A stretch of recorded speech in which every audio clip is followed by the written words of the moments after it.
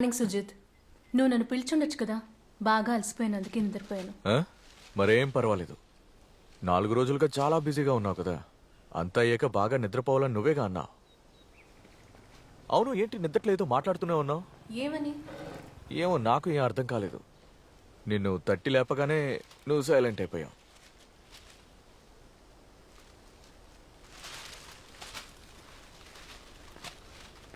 District ICSE school athletic meet, Vivekananda high school కప్పుని కొట్టింది. ఇదిగో చూడు, ఫోటో కూడా వేశారు. నీ ఇయర్ రింగ్స్ అయ్యి సరిపోయింది. ఇదెన్నదో తెలీదు అన్నట్టు. ఈ ఏడాది కొట్టంకులంగర గుళ్ళో చామయ్య వెలక్కు సమర్పించాలి. గుళ్ళో ఆ ముక్కును తీర్చుకుంటే మనం కోరుకున్నది నెరవేరుతుందట. పెళ్లికి పిల్ల దొరక్క మా పెదనాన్నగారు అబ్బాయి ఎంత కష్టపడ్డాడు. ముక్కు తీర్చిన 2 ఏళ్లకి పెళ్లి అయిపోయింది. ఏడాది తిరిగేలోపే బిడ్డ పుట్టింది. గొప్ప విషయం కదా. దొరికిందా?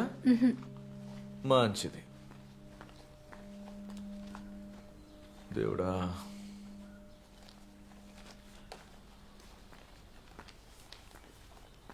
లేడీస్ గెటప్లో నేను నీకంటే అందంగానే ఉంటాను. నన్ను వదులు సుజిత్, నేను ఇంకా స్నానం కూడా చేయలేదు. ఓ, ఎవరు? కెవిన్. ఇదిగో వచ్చేస్తున్నా. తర్వాత 1 నిమిషం లైన్లోనే ఉండే. నువ్వు స్కూల్కి వెళ్తున్నావా? సరే, అయితే నాకు కాల్ చేయి, నేను పికప్ చేసుకుంటాను. ఓకేనా? రే, బయలుదేరిపోయాను రా. వెయిట్ చేయి. అన్నట్టు అక్కడ చూడు, రెంట్ పెట్టాను. బాబు అన్న రాగానే అతనికి ఇచ్చేయి. సరే. అయ్యో, కీస్ కీస్ కీస్ మర్చిపోయాను.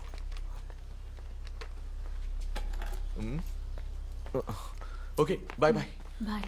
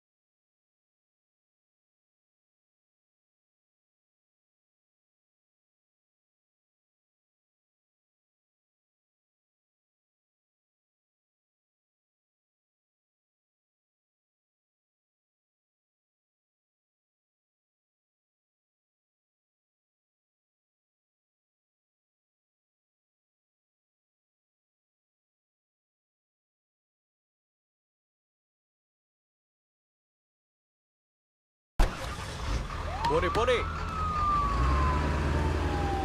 రే మావా, మలనాడలో ఒక యునాని వైద్యుడు ఉన్నాడని నా ఫ్రెండ్ చెప్పాడు. నువ్వు అక్కడికి వెళ్తావా? రే మావా, వాళ్ళంతా ఫ్రాడ్ నా కొడుకులు. రే లేదురా, అక్కడికి వెళ్ళిన వాళ్ళకి రిజల్ట్ ఉంది, ఒరిజినల్ రా. డాక్టర్ ఏమన్నారో తెలుసా? కాంప్లికేషన్ ఏం లేదు, వెయిట్ చేయండి అన్నారు. తర్వాత వెయిట్ చేసి పిల్లలు పుట్టలేదని దేవుడి మీద నిందలు వేయకు. నీకు పెళ్ళయి 4 ఏళ్ళు అయిందిరా, ఇంకా ఎంత కాస్త సైలెంట్ గా ఉంటారా కెవిన్? ఎప్పుడు చూడు ఏదో ఒకటి వాగు. హాయ్, హలో రమ్య, ఎక్కడికి వెళ్తున్నావు? క్యాషువాలిటీ. ఓకే. ఎవర్రా? కొత్త అడ్మిషన్ రా. ఎవరు? కోటయం. ఓ, సింగిల్ రా. హే సార్, ఇక్కడ నీతు అనే అమ్మాయి అడ్మిట్ అయింది కదా, ఏ రూము? మీరు వేరే డీటెయిల్స్ ఏమైనా చెప్పారంటే. చేతనూరు కేసు అమ్మాయి. ఓ, అది సి బ్లాక్ సార్. అది ఎక్కడుంది? రై, నువ్వు నేను తీసుకెళ్తాను. సి బ్లాక్ 3rd ఫ్లోర్ లో ఐసీయూకి రైట్ సైడ్ లో ఉంది.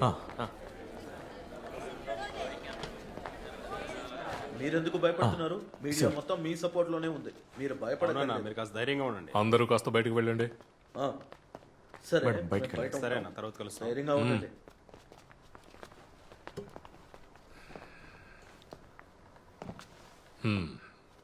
పాప, నువ్వు బాగానే ఉన్నావమ్మా? లేదంటే పెద్ద సమస్య అవుతుంది.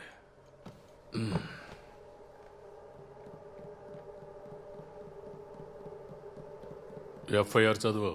సార్, అది చదువు.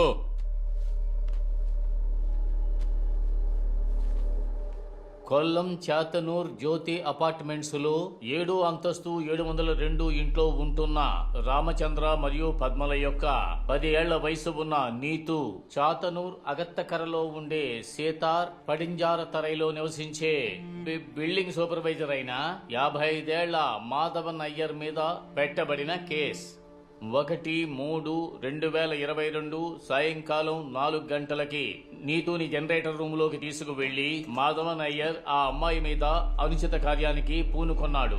ఆ రోజున ఆ అమ్మాయి నీలం రంగు ఫ్రాకుని వేసుకుంది.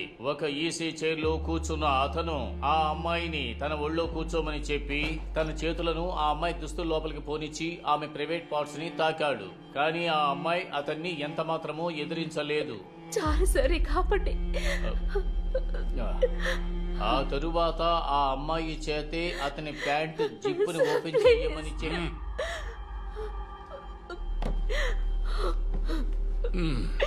నేను అప్పుడే చెప్పాను, ఇది కేసు అయిందంటే మీ అమ్మాయి జీవితం నాశనం అవుతుందని. కోర్టులో అడిగే ప్రశ్నలు, పోలీసు విచారణ, ఇంకా ఊరి ప్రజల మాటలు, తర్వాత మిమ్మల్ని ప్రశాంతంగా బతకనివ్వరు. ఏం చేద్దాం? వద్దండి, మన అమ్మాయి అండి. సార్ ఏం చెప్తే అలాగే చేద్దాం. ఏం చేస్తారు? వాపస్ తీసుకుంటారా? Sadasivan, yes sir. వీళ్ళ దగ్గర సంతకం తీసుకో. సార్, చాలా మంచి పిల్లవు కదా నువ్వు. పెద్దయ్యాక అన్నీ మర్చిపోతావు. అంకుల్ నీకు కాంపన్సేషన్ ఇప్పిస్తారమ్మా. ఓకే?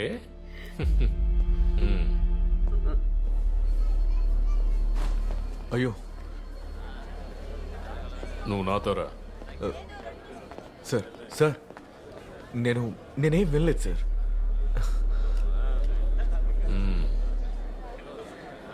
అదే నీకు మంచిది.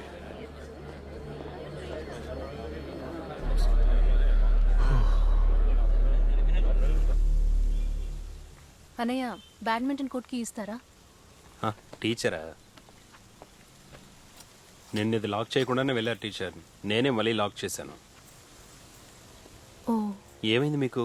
మీరు ఎందుకు అలా డల్గా ఉన్నారు? మీరు నన్ను చూసారా? నేనే గేటు తెరిచాను.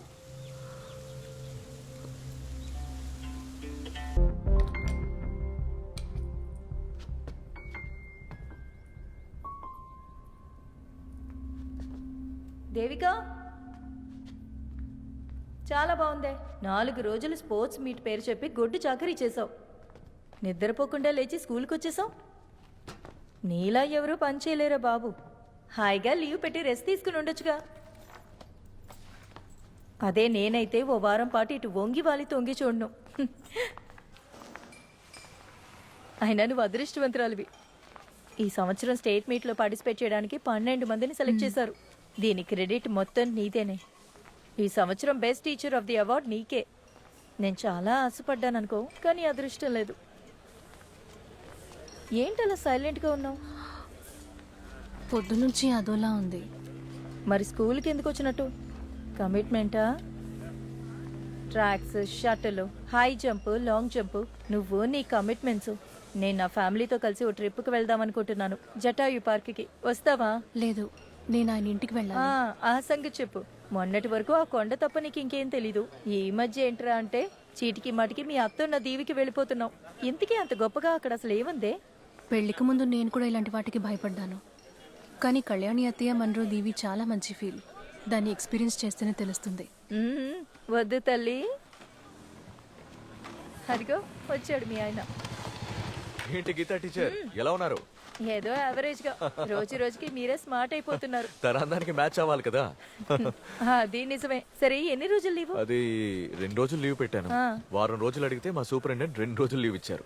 ఓహో, పిక్ చేసుకోవడానికి విజయాన్ని వస్తానన్నారు. అయ్యో, వెయిట్ చేయమని మాత్రం చెప్పకండి. అమ్మ వాళ్ళ ఊర్లో మీటింగ్ ఉంది, లేట్ అయితే ఫీల్ అవుతారు.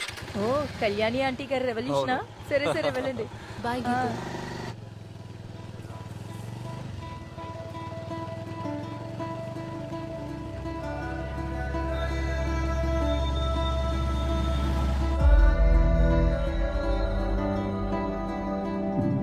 ప్రియమైన గ్రామ ప్రజలారా, దీవిని కాపాడాలన్న ఉద్దేశంతోనే ఈ కమిటీ పోరాటానికి దిగింది.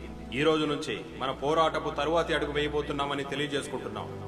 ఈ పోరాటంలో పాల్గొనడానికి వచ్చిన మీ అందరికీ నా విప్లవ వందనాలు. ఇది మామూలు పోరాటం కాదు, ఇది జీవనాధారం కోసం చేసే పోరాటం. ఈ రోజు మన ఎదురుగా నిలబడి మాట్లాడబోయేది జీవితంలో ఎన్నో సందర్భాల్లో విప్లవం కోసం ధైర్యంగా నిలబడిన సహోదరి పాటన్ కళ్యాణి. 1980వ సంవత్సరంలో పోలీసులు మన దీవిలో హద్దు మీరినప్పుడు పాటన్ ట్యాంకు లాగా ధైర్యంగా నిలబడింది మన కళ్యాణి అక్క. మన మనస్సులో చిరస్మరణీయంగా నిలిచిపోయిన పెరుంగాలం రాఘవ